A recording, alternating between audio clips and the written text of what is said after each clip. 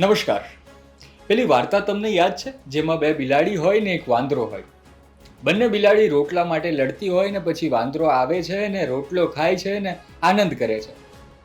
આ જ વાર્તા અત્યારે ચાલી રહી છે ગુજરાતના રાજકારણમાં. બે બિલાડીઓ છે, એક રોટલો છે. રોટલો જે છે તેને આપણે ગણી લઈએ રાજુ કરપડા. બે બિલાડીઓ છે તે કહેવાની જરૂર નથી. એક છે ભાજપ અને એક છે આમ આદમી પાર્ટી. અને એક વાંદરો જે છે તેના ભાગે આવ્યો છે રોટલો અને સંતોષ. તેને આપણે ગણી લઈએ કોંગ્રેસ. આ કઈ રીતે આખી વાર્તા જે છે અત્યારની રાજનીતિ પર લાગુ પડે છે તેને આજે આપણે વિસ્તારથી સમજીશું. એક બિલાડી જે છે તે ખૂબ શાંત છે, પણ એનો અર્થ એ નથી કે તે કંઈ કરી નથી રહી. હું વાત કરી રહ્યો છું ભાજપની. રાજુ કરપડાએ જેવું રાજીનામું આપ્યું ત્યારબાદ આમ આદમી પાર્ટી જે ખૂબ ગુસ્સામાં છે, પોતાની ઉપર જે આરોપ આવ્યા છે તેની ઉપર પોતાના આરોપને ખોટા સાબિત કરવા માટે રોજ પ્રેસ કોન્ફરન્સ કરે છે. અને આ જે લડાઈ ચાલી રહી છે તેમાં ભાજપ જે છે તે ખૂબ શાંત છે, પણ એનો અર્થ એ નથી કે તે રાજુ કરપડાને પોતાના પક્ષમાં લાવવા માટે કંઈ કોશિશ નહીં કરી રહ્યું હશે. ભાજપ એમે પોતાના ખેલાડીઓ જે છે તેને જણાવતું નથી, ચહેરા ઢાંકીને રાખે છે, પત્તા જે છે તે બંધ રાખે છે. પણ એનો અર્થ એ નથી કે ભાજપ જે છે તે રાજુ કરપડાને લઈને કંઈ કરી નથી રહ્યો. પણ આ પક્ષે આપણે વાત કરવાના છીએ કોંગ્રેસની. કોંગ્રેસ જે છે તેના ભાગે આ પ્રકારની જે સ્થિતિ છે, આનંદની સ્થિતિ, તે કંઈ જ નથી કરવાનું છતાં તેના ભાગે છે ઘણું બધું મેળવવાનું, એવી સ્થિતિ ખૂબ સમયથી આવી નથી. ખૂબ લાંબા સમયથી આ સ્થિતિ જે છે કોંગ્રેસ તરફ આવી નથી. જ્યારથી ગુજરાતની રાજનીતિમાં ત્રીજો પક્ષ આવ્યો એટલે કે આમ આદમી પાર્ટી આવી, ત્યારથી કોંગ્રેસના ભાગે મોટા ભાગે ગુમાવવાનું આવ્યું છે. પક્ષ પલટો થયો છે, વોટ કપાયા છે. ત્યારે આ વખતે પહેલો એકવાર એવો કિસ્સો બન્યો જેમાં કોંગ્રેસના ભાગે આવ્યો છે આનંદ. આપણે જઈએ કઈ રીતે આખી શરૂઆત થાય છે. આ વાર્તા જે છે આપણે લઈ જઈએ 2022માં.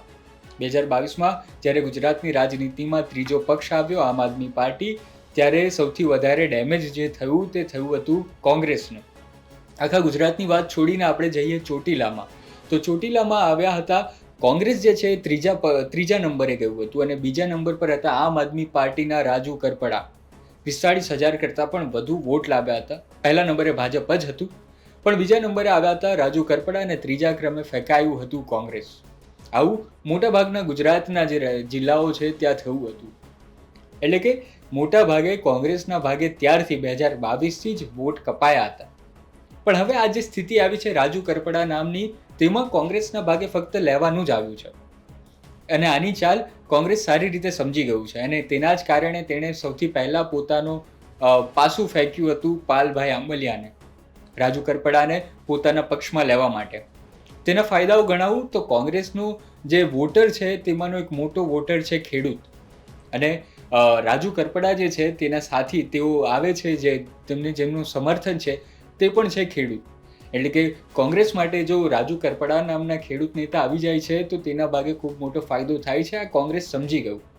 તેના જ કારણે તેમણે પાલભાઈ આંબલિયાને મોકલ્યા સુરેન્દ્રનગર અને વાત કરવામાં આવી અને કહેવામાં આવ્યું કે તમે કોંગ્રેસમાં આવી જાઓ. અમિત ચાવડા જે છે તેઓ પણ પહેલા દિવસથી તેમનું સ્વાગત કરી દીધું જેવું રાજુ કરપડાએ રાજીનામું આપ્યું ત્યારથી.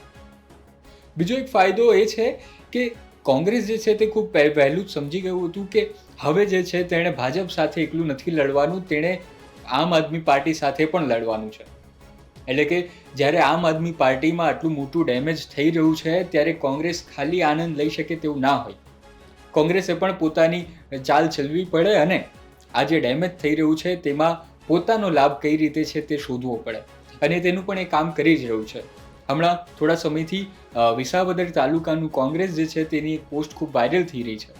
તેમાં આમ આદમી પાર્ટીના પોસ્ટર બોય જે છે એટલે કે ગોપાલ ઇટાલિયા, વિસાવદરના જ હમણાંના બનેલા ધારાસભ્ય, તેમની ઉપર જે અત્યારે આખા જે કાંડ ચાલી રહ્યો છે રાજુ કરપડા, તેમાં તેમને જે રીતે ખલનાયક ચિતરવામાં આવી રહ્યા છે તેમાં કોંગ્રેસે પોતાનો દાવ રમ્યો છે. કોંગ્રેસે તેમની પર આરોપ લગાવ્યા છે. હમણાં જ થયેલા હરેશ સાવલિયા કેસમાં કોંગ્રેસે જે છે તે ગોપાલ ઇટાલિયાને આરોપી બનાવ્યા છે કે કઈ રીતે તેમણે આ ચાલ ચલી છે અને હરેશ સાવલિયાને જે છે તે જેલની પાછળ મોકલી દીધા છે. આવો જ આરોપ રાજુ કરપડાનો પણ છે. એટલે કે કોંગ્રેસ આ વખતે જે છે તે ફક્ત આનંદ લેવાના મૂડમાં નથી, તે પોતાનું જે આમ આદમી પાર્ટીનું ડેમેજ થઈ રહ્યું છે તેમાંથી લાભ લેવાની પૂરી કોશિશ કરી રહી છે. તો અત્યારે કોંગ્રેસના હાથમાં જે છે તે કંઈ જ નથી કરવાનું, છતાં તેણે આનંદ લેવાનો છે. હવે જો રાજુ કરપડા જે છે તે ભાજપમાં જાય છે તો પણ કોંગ્રેસને આક્ષેપ કરવાનો એક વધુ મોકો મળવાનો છે. અર્થાત એટલું જ કે આ બે બિલાડી અને વાંદરાની લડાઈમાં કોંગ્રેસ જે છે તે આનંદ લઈ રહી છે. પણ 2027ની વાત કરીએ તો આવા એક રાજુ કરપડાથી કોંગ્રેસ જે છે તે પોતે સત્તામાં આવી શકે તેમ નથી. તેમણે આવા બીજા ઘણા રાજુ કરપડાઓ શોધવા પડશે, અલગ અલગ ક્ષેત્રમાંથી આવતા. જો આ રીતે કરે છે તો કોંગ્રેસ જે છે તે પોતાનું અસ્તિત્વ ટકાવી રાખશે. બાકી તો આમ આદમી પાર્ટીની જેમ જે છે તે આમ આદમી પાર્ટીએ પહેલાં જેવી રીતે તેમના બૂટ કાપ્યા હતા તે વધારે સ્ટ્રોંગ ને સ્ટ્રોંગ થતી જ જશે. આમ પાયલભાઈ આંબલિયા પછી કોંગ્રેસે બીજો એક તેમનો નેતા જે છે તે પ્રતાપ દુધા, પૂર્વ ધારાસભ્ય જે છે, તેમની પણ આપણે સ્પીચ સાંભળીશું. જે એમનો વાયરલ ઓડિયો જે વાયરલ થયો છે તે સાંભળીશું તો ખબર પડશે કે કઈ રીતે તેઓ તો ઈશુદાન ગઢવી, રેશમા પટેલ અને ગોપાલ ઇટાલિયા સિક્કેને કહી રહ્યા છે કે થોડા જ સમયની વાત છે અને પછી આ ઝાડુ જે છે તે વિખેરાઈ જવાનું છે. ટૂંકમાં રાજનીતિમાં જે આ નાની નાની ઘટનાઓ બની રહી છે તે 2027માં એક મોટા ચિત્ર તરીકે બનવાની છે. કોંગ્રેસે જે છે તે અત્યારથી પોતાનું પ્લાનિંગ, રણનીતિ જે છે તે આક્રમક બનાવી છે અને આ જ રીતે જો એ બનાવી રાખે છે તો 2027માં તેના ભાગે ઘણી બધી વાર રાજી થવાનું થશે. પણ એની માટે એમણે આવા ઘણા બધા રાજુ શોધવા રહ્યા. તમને આ માહિતી કેવી લાગી તે જરૂર જણાવજો. તમને મારો વિડીયો ગમ્યો હોય તો લાઈક કરજો, ચેનલને સબસ્ક્રાઈબ કરજો. ધન્યવાદ.